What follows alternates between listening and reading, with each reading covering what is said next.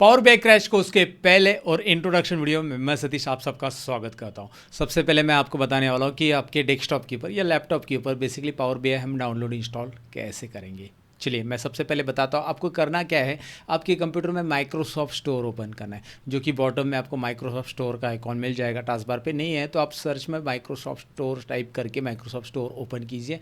जहाँ पे स्टोर के अंदर आपको सर्च करना होगा power BI desktop. Power BI desktop ऐसा पूरा वर्ड डालिए। जब आप पावर BI डेस्कटॉप टाइप करोगे, एंटर करोगे, तो आपको ये पावर BI डेस्कटॉप यहाँ पे मिल जाएगा और यहाँ पे गेट ऑप्शन मिल जाएगा राइट साइड। जैसे ही आप इस गेट बटन पे क्लिक करोगे ये यहाँ पे डाउनलोड इंस्टॉल हो जाएगा। मैं रिकमेंड करूँगा कि पावर BI डेस्कटॉप आप माइक्रोसॉफ्ट स्टोर से ही डाउनलोड इंस्टॉल करो। वैसे आप गूगल पे जाओगे तो पावर BI डेस्कटॉप डाउनलोड के लिए अलग से आपको लिंक भी मिल जाएगी और माइक्रोसॉफ्ट स्टोर से भी आप डायरेक्ट डाउनलोड इंस्टॉल कर सकते हैं। अब माइक्रोसॉफ्ट स्टोर से डाउनलोड इंस्टॉल इसलिए करो क्योंकि आगे जो अपडेट आते हैं ये यहाँ पे आपको क्विकली मिल जाएंगे, राइट। अगर आप कोई लिंक से डाउनलोड कर लेते हो तो फिर अपडेट के लिए आपको बार बार उसे लिंक पे क्लिक करके डाउनलोड करना पड़ेगा। तो ये बेसिकली मैंने डाउनलोडिंग के पहले स्टेप्स बताए। तो जैसे आप डाउनलोड करोगे उसके बाद आप इसे ओपन करना है, फिर इसके बारे में हम इंटरफेस जानने वाले बेसिकली। तो इस लेसन के अंदर मैं पहले बताने वाला हूँ पावर BI का इंटरफेस किस तरह से होता है। पावर BI में साइन इन करने की ज़रूरत होती है नहीं होती है, सारी चीज़ें मैं डिटेल में बताने वाला हूँ। और हम देखने वाले कि भाई पावर BI के अंदर हम डेटा लोड कैसे करते। सो डेटा लोड भी हम यहाँ पे सीखने वाले, कौन कौन से डेटा पॉइंट या डेटा सर्वर या डेटा सोर्सेज से हम डेटा लोड कर सकते हैं, ये मैं आपको यहाँ पे स्टेप बाय स्टेप बताने वाला हूँ। तो चलिए अगर आप इंटरेस्टेड होंगे ज़रूर तो शुरू करते हैं यहाँ पे सबसे पहले पावर BI का इंटरफेस समझने के लिए स्क्रीन के ऊपर। तो दोस्तों जैसे ही आप ओपन बटन पे यहाँ पे क्लिक करोगे तो पावर BI का कुछ इस तरह का इंटरफेस आपको सबसे पहले दिखाई देगा, जिसमें एक पॉपअप आपके सामने आ रहा है बेसिकली, और ये आपको साइन इन के लिए पूछ रहा है। तो यहाँ पे साइन इन आपको तभी करना है जब आपके रिपोर्ट्स आपको पब्लिश करने हैं, शेयर करने हैं लोगों के साथ ऑनलाइन वगैरह, तो उस टाइम पे इसकी ज़रूरत है। लेकिन यहाँ पे आपको साइन इन करने के लिए बिजनेस ईमेल आईडी की रिक्वायरमेंट होती है। अब ये बिजनेस ईमेल आईडी क्या होता है, यानी कि आपका नॉर्मल जीमेल आईडी है, यहाँ पे आप इस्तेमाल नहीं कर सकते दोस्तों। जी हाँ, यहाँ पे बिजनेस ईमेल आईडी, जैसे आप TCS कंपनी में काम के लिए हो, इंफोसिस में काम के लिए हो, तो आपका नाम सपोज गणेश है, तो ganesh@infosys.com, ganesh@tcs.com ऐसा एक ईमेल आईडी आपको मिलेगा, राइट। तो बेसिकली वो बिजनेस ईमेल आईडी हो गया जो कि आपका खुद का डोमेन करेगा, आपकी कंपनी का डोमेन करेगा। तो उसी से आप साइन इन कर सकते हैं और 2 महीने के लिए आपको पावर BI ऑनलाइन जो सर्विसेज रहती है ये फ्री मिलती है, बाद में आप परचेस कर सकते हैं। बेसिकली ये ऑर्गेनाइजेशन यूज़ के लिए है। अगर आपकी कंपनी है तो आप उसे परचेस भी कर सकते हैं, आप बिजनेस ईमेल आईडी के जरिए साइन इन भी कर सकते हैं। लेकिन फिलहाल अगर आप इंडिविजुअल हो, आपको बस पावर BI सीखने से मतलब है, पावर BI में इंटरैक्टिव डैशबोर्ड बनाना है, तो आपको सिंपली ये क्लोज वाले बटन पे क्लिक कर देना है। यहाँ पे कोई ज़्यादा टेंशन लेने की बात नहीं कि भाई आपके पास बिजनेस ईमेल आईडी नहीं है, तो टेंशन मत ले लो। वैसे भी आप बिना बिजनेस ईमेल आईडी का power BI desktop free use कर सकते हैं। यहाँ पे क्लोज करो, ये रहा आपका पूरा का पूरा पावर BI डेस्कटॉप का इंटरफेस, राइट। तो सबसे पहले बाकी सारे सॉफ्टवेयर में जैसे टैब रहते हैं वैसे ही यहाँ पे आपको home tab, insert tab, modelling tab, view tab, optimise tab दिखाई दे रहे हैं और इन टैब के अंदर ऑप्शंस दिखाई दे रहे हैं, यानी कि ये रिबन है, राइट। होम टैब पे क्लिक करूँगा तो होम के ऑप्शंस, इंसर्ट पे क्लिक करूँगा तो इंसर्ट के ऑप्शंस, वैसे ही, राइट। तो यहाँ पे आपको होम टैब पे मैं क्लिक करके दिखा रहा हूँ और इस रिबन को यहाँ से राइट कॉर्नर में आपको स्विच रिबन करके एक छोटा सा है ना उल्टा भी दिखाई दे रहा है, ये एरो बोल सकते हैं आप, इसे क्लिक कीजिए तो ये मिनिमाइज हो जाता है। फिर से यहाँ पे आपको सीधा भी दिखाई देगा, उसी पे क्लिक करके थोड़ा सा ये एक्सपांड हो जाता है, तो ये रिबन्स कहा जाता है। मैं पहले इंटरफेस को अच्छे से समझा देता हूँ ताकि आप इसमें काम कर सकें, राइट। तो उसके बाद यहाँ पे लेफ्ट साइड में आपको रिपोर्ट व्यू, डेटा व्यू और मॉडल व्यू मिलते हैं। जब आप मल्टीपल्स टेबल लेते हो तो आपको 2 टेबल के बीच में रिलेशनशिप इस्टेब्लिश करनी पड़ती है, तब हम मॉडल व्यू यूज़ करते हैं। डेटा व्यू जहाँ पे हम टेबल इंपोर्ट करेंगे तो डेटा पूरा का पूरा यहाँ पे दिखाई देगा, और रिपोर्ट व्यू जहाँ पे हम अपने रिपोर्ट्स बनाएंगे, रिपोर्ट्स देखेंगे, विजुअलाइजेशन क्रिएट करेंगे, राइट। तो यहाँ पे हम अपना विजुअलाइजेशन पूरा क्रिएट करने वाले, इसे कैनवास बोलते हैं, इसे वर्क स्पेस बोलते हैं, राइट। ये जो पूरा पूरा दिख रहा है work space.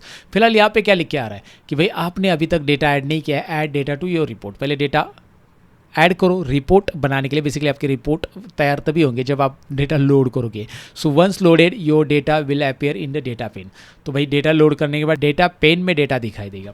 So where is data pane, right side में आपको दिखाई देगा। एक्सट्रीम राइट साइड में आइए, एक्सट्रीम राइट साइड में यहाँ पे आपको 3 पेन मिलेंगे। एक तो फिल्टर्स पेन मिल रहा है, ये यहाँ पे देखिए, मिनिमाइज, एक्सपांड, ये दिखाई दे रहा है ना आपको, यहाँ पे एक्सपांड मैं कर रहा हूँ, इसे एक्सपांड हो रहा है, मिनिमाइज़ कर रहा हूँ। इसके ऊपर बहुत कुछ करने वाले हैं हम आगे, लेकिन इससे पहले मिनिमाइज़ करते हैं। फिल्टर कैसे लगाना है वो आगे सीखेंगे। यहाँ पे विजुअलाइजेशन पेन या विजुअल पेन इसे बोलते हैं, जहाँ से हम अलग अलग चार्ट्स या फिर KPIs इंसर्ट कर सकते हैं हमारे डैशबोर्ड के अंदर। तो यहाँ पे मैं इसे भी मिनिमाइज़ करूँगा तो ये मिनिमाइज़ हो जाएगा, इस तरह से एक्सपांड और मिनिमाइज़। और तीसरा पेन, ये तीनों भी मैं एक्सपांड कर देता हूँ। ये देखिए फिल्टर्स, विजुअलाइजेशन, डेटा। तो यहाँ पे डेटा पेन या फिर पुराना पावर BI जो उसमें इसे फील्ड पेन कहा जाता था, इसमें फील्ड नाम आता था। तो यहाँ पे हम हमारा डेटा ले सकते। तो डेटा लेने के तरीके क्या क्या है, यहाँ पे देखिए डेटा लेने के लिए यहाँ पे डेटा पेन में जाइए, गेट डेटा बटन दिया है, यहाँ पे आइए, यहाँ पे आपको इंपोर्ट फ्रॉम एक्सेल SQL दिया है, और यहाँ पे भी दिया है होम टैब में ऊपर गेट डेटा। 3 तरीके दिए भाई, राइट। तो यहाँ पे सबसे पहले आपको समझ में आए कि भाई डेटा पेन डेटा लेने के लिए, डेटा देखने के लिए। तो यहाँ पे मैं फिल्टर्स को मिनिमाइज रखता हूँ, विजुअलाइजेशन को रहने दो, डेटा पेन को रहने दो, चलो ठीक है। उसके बाद यहाँ पे आते हैं पेज के ऊपर। ये है हम पेज पे, यहाँ पे मतलब बेसिकली पेज 1 आ रहा है, पेज 2, पेज 3, ऐसे मल्टीपल पेजेस ऐड कर सकते हैं। क्लोज करना है क्लोज कर सकते हैं, पेज को रीनेम करना है डबल क्लिक करके रीनेम कर सकते हैं, एक पेज से दूसरे पेज पे क्लिक करके जा सकते हैं। फिर नेविगेशन मतलब बहुत सारे विजुअल रिपोर्ट्स आप यहाँ पे बना सकते हैं अलग अलग पेज पे, राइट। सो बेसिकली यहाँ पे आपको पेज मिल जाता है, राइट। और उसके बाद राइट साइड में यहाँ पे आपको जूम इन जूम आउट मिलता है। भाई आप कितना जूम करना चाहते हैं इस पर्टिकुलर कैनवास को, वर्क स्पेस को, आप यहाँ से कर सकते हैं जूम इन जूम आउट, ठीक है। यहाँ पे हमने इंटरफेस जान लिया, बहुत ही सिंपल सा इंटरफेस है। देखिए मैंने यहाँ पे साइन इन नहीं किया, ऊपर आप देख सकते हैं, बिना साइन इन का आप इस्तेमाल कर सकते हैं पावर BI डेस्कटॉप को, ये सबसे पहले याद रखो। अब यहाँ पे नेक्स्ट क्या सीखने वाले, इंटरफेस तो जान लिया, सबसे पहले हम देखेंगे कि भाई पावर BI के अंदर डेटा लोड कैसे कर सकते हैं। So let's understand that guys. पहले हमें लोड करना तो सीखना पड़ेगा। तो लोड करने के 3 तरीके, एक तो होम टैब में डेटा ग्रुप में आपको यहाँ पे गेट डेटा ऑप्शन मिल रहा है, यहाँ पे एक्सेल से लोड करो, यहाँ पे वन लेग डेटा हब से लोड करो, SQL सर्वर से, या डायरेक्ट डेटा टाइप करो, या फिर डेटा वर्स से लोड करो। तो यहाँ पे कुछ आपको सोर्स दिखाई दे रहे हैं जहाँ से आप डेटा लोड कर सकते हैं। यहाँ पे भी दिया है, राइट। ये मोस्ट रिसेंट है, बेसिकली मोस्ट रिसेंट मतलब फ्रीक्वेंटली हम यूज़ करते हैं, एक्सेल से डेटा, SQL से डेटा, या पेज कॉपी पेस्ट करना डेटा, या सैम्पल शीट से। तो बेसिकली आप यहाँ पे ले सकते हैं, यहाँ पे जाकर भी ले सकते हैं, या फिर गेट डेटा पे यहाँ पे क्लिक करके कुछ और डेटा सोर्स मिल रहे हैं।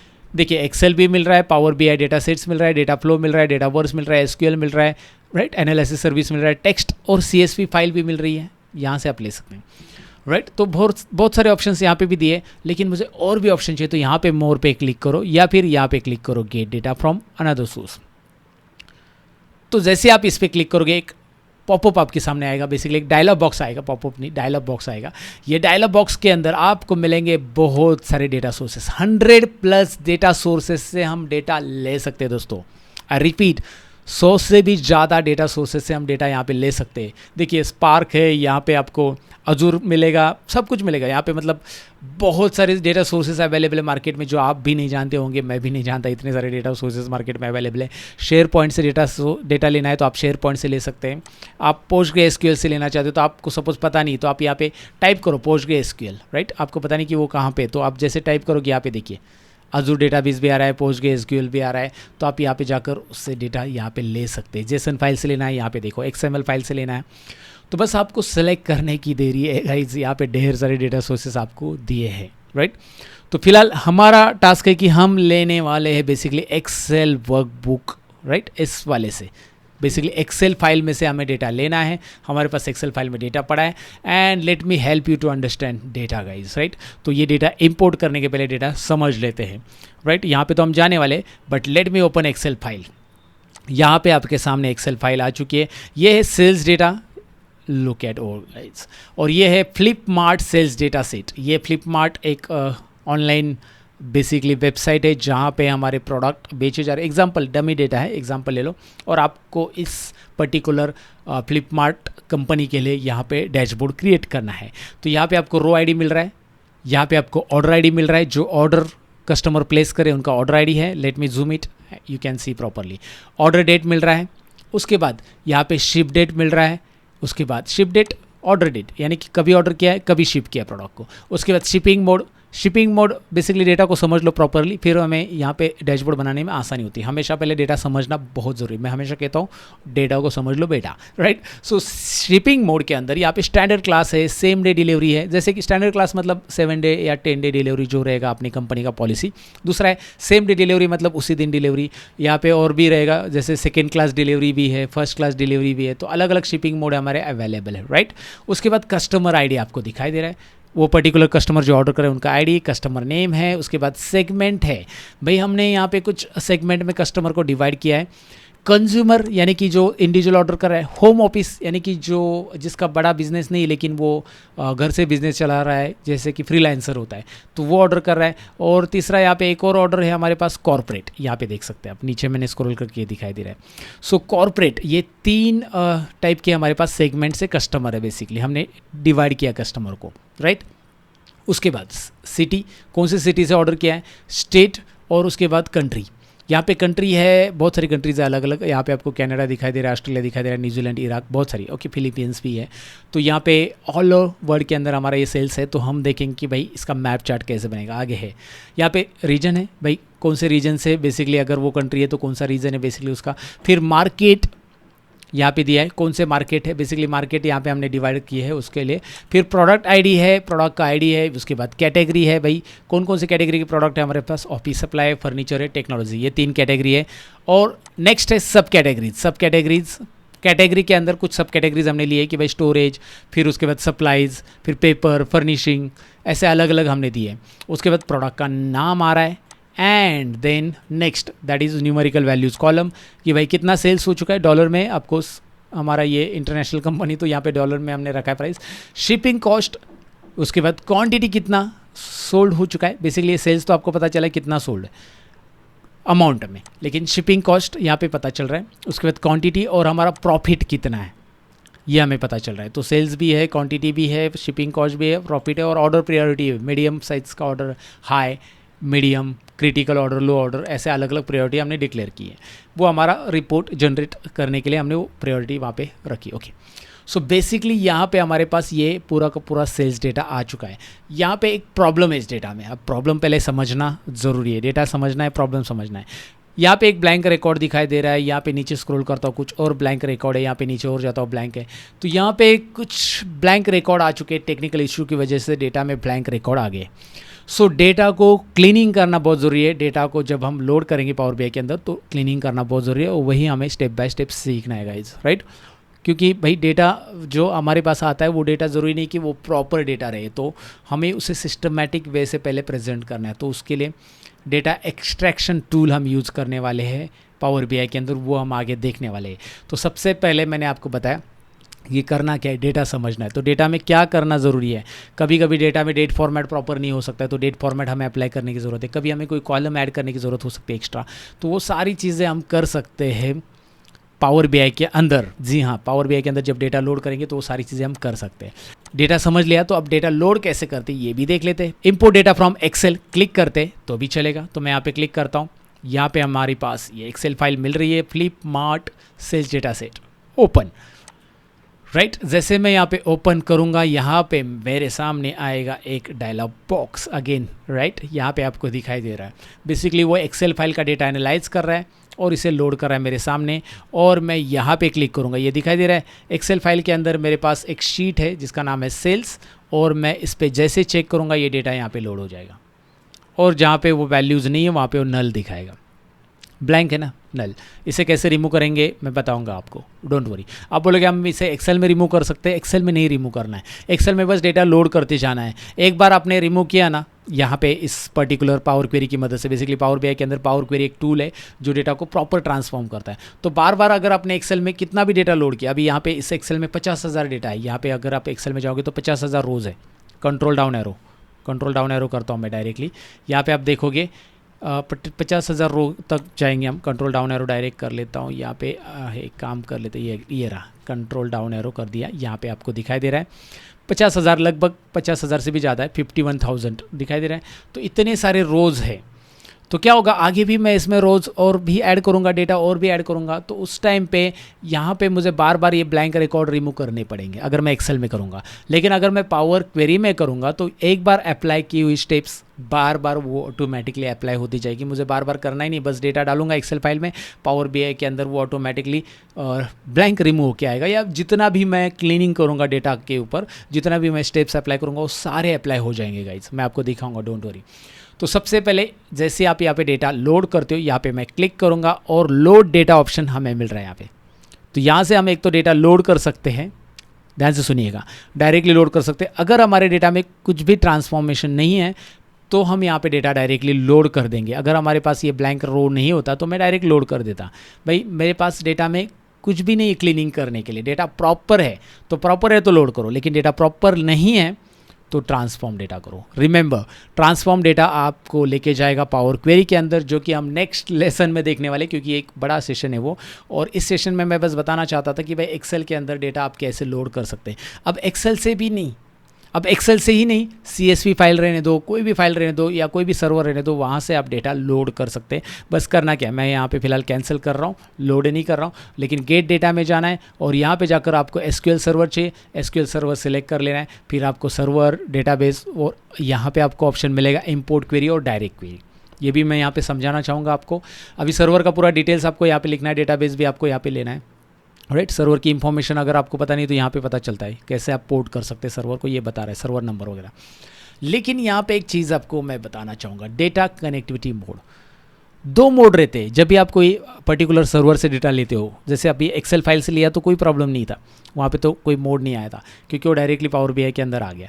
लेकिन यहाँ पे इंपोर्ट और डायरेक्ट क्वेरी, ऐसे दो मोड रहते हैं। इंपोर्ट का मतलब क्या होता है कि भाई SQL सर्वर का जो डेटा है वो हम डायरेक्टली पूरा का पूरा पावर बीआई के अंदर इंपोर्ट कर रहे हैं। ध्यान से सुनिएगा, ये इंटरव्यू में पूछा जाने वाला सवाल है।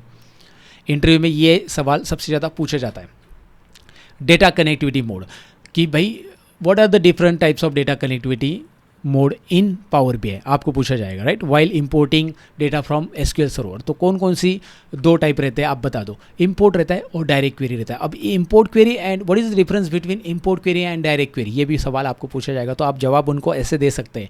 इंपोर्ट क्वेरी मतलब आप पूरा का पूरा डेटा SQL सर्वर से इंपोर्ट करने वाले हो आपके पावर बीआई के अंदर, जहाँ पे डेटा SQL सर्वर से पावर बीआई में आ चुका है और यहाँ पे डेटा लोडिंग फास्ट हो जाएगा, आपका जो डैशबोर्ड है फास्ट लोड होगा, राइट, क्योंकि वो पावर बीआई के अंदर आ गया। लेकिन पावर बीआई के अंदर डेटा अगर अपलोड करते हैं इंपोर्ट क्वेरी की मदद से तो पावर बीआई की फाइल साइज़ भी बढ़ेगी, क्योंकि आपने डेटा लोड किया है पावर बीआई के अंदर। तो यहाँ पे इसका ड्रॉबैक भी है कि फाइल साइज़ बढ़ती है, लेकिन आपका जो डैशबोर्ड है वो क्विकली लोड होता है, राइट। अगर हम डायरेक्ट क्वेरी लेते हैं, डायरेक्ट क्वेरी का मतलब ये होता है कि हमारा जो SQL सर्वर है वहाँ से हमने डेटा लिंक किया है और वहाँ पे जितना भी अपडेट होगा वो बार बार हमारे डेटा में आते जाएगा। डायरेक्ट क्वेरी है, यहाँ पे हमारे पावर बीआई के अंदर डेटा इंपोर्ट नहीं हो रहा है, राइट। तो फाइल की साइज़ नहीं बढ़ेगी, पहले तो फाइल की साइज़ नहीं बढ़ेगी पावर बीआई की, राइट। तो जब आपका बड़ा फाइल है, बड़ा डेटा है, बेसिकली बड़ा फाइल नहीं बड़ा डेटा है SQL सर्वर पे, जैसे जियो का एग्जांपल ले लो, वहाँ पे लाखों कस्टमर है, तो लाखों कस्टमर है, उनका बहुत सारा बड़ा डेटा है, तो उस टाइम पे यहाँ पे डायरेक्ट क्वेरी करना उनके लिए यूज़फुल है, क्योंकि उतना सारा डेटा अगर आप इंपोर्ट कर लेते हो तो फाइल साइज़ बहुत बढ़ जाती है, राइट। एंड इतना रिकमेंडेड भी नहीं होता है कि इतना डेटा आप इंपोर्ट कर लो, तो हैंग हो जाएगा बेसिकली। और पावर भी आपको 1 GB से ज़्यादा स्पेस अलाउ नहीं करता है। तो यहाँ पे डायरेक्ट क्वेरी रिकमेंडेड रहेगा जब आपका लार्ज डेटा सेट है, जहाँ से क्या होगा, बेनिफिट क्या है लार्ज डेटा का, एक तो आपका डेटा कनेक्टेड है सर्वर से, तो वहाँ पे जितने भी अपडेट होते हैं यहाँ पे आते रहेंगे, राइट। आप रिफ्रेश मारोगे अपडेट आते रहेंगे और आपको यहाँ पे बेसिकली बार बार इंपोर्ट करने की ज़रूरत नहीं है। एक बार आपने डायरेक्ट क्वेरी लगा दी तो वो डेटा आते रहेगा। दूसरा यहाँ पे ड्रॉबैक ये होता है कि भाई थोड़ा सा डैशबोर्ड स्लो लोड होगा, क्योंकि ये डायरेक्ट क्वेरी है, डायरेक्ट डेटा सर्वर से ले रहा है, you have to wait till data load, right. So ये बेसिकली यहाँ पे इसका ड्रॉबैक है। तो इंपोर्ट क्वेरी होता क्या है, मैंने जनरली समझा दिया है। इंपोर्ट क्वेरी इंपोर्ट कर लेता है पूरा का पूरा डेटा आप पावर बीआई के अंदर and it will load fast while creating dashboard, right. Fast load हो जाएगा, डैशबोर्ड भी फास्ट लोड हो जाएगा। बट डायरेक्ट क्वेरी यहाँ पे डायरेक्ट डेटा कनेक्ट होता है, जो भी अपडेट है वो डायरेक्ट अपडेट मिलता रहेगा। यहाँ पे इंपोर्ट में अपडेट नहीं मिलता है, बार बार डेटा लोड करना पड़ेगा। So these are the 2 methods to load the data, ये मैंने आपको समझा दिया। तो भाई डेटा लोड कैसे करना है वो हमने यहाँ पे जान लिया, मैं कैंसिल कर रहा हूँ। लेकिन पावर बीआई का इंटरफेस हमने जान लिया, डेटा लोड कैसे करना है हमने जान लिया। तो इस पहले लेसन में हमने जान लिया कि भाई पावर बीआई किस तरह से हम डाउनलोड इंस्टॉल कर सकते हैं, साथ ही में डेटा कैसे लोड होता है। अब नेक्स्ट लेसन में मैं आपको बताऊंगा कि भाई ये जो डेटा लोड हम करने वाले, इसमें कुछ क्लीनिंग करना है, तो उसके लिए पावर क्वेरी कैसे इस्तेमाल करते हैं, ये प्रैक्टिकली हम नेक्स्ट लेसन में देखते हैं। नेक्स्ट लेसन में मिलते हैं गाइस, बाय बाय।